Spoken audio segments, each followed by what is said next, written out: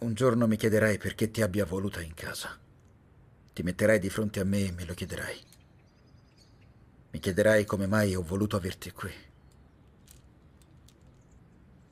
E ti risponderò con le stesse identiche parole che uso per me. Non ho mentito solo a te.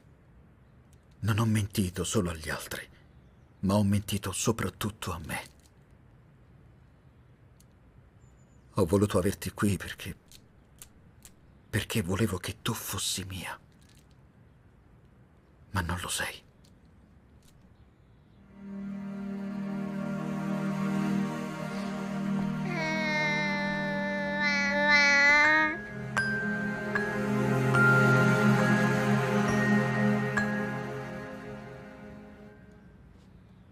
Mi hai chiamato papà?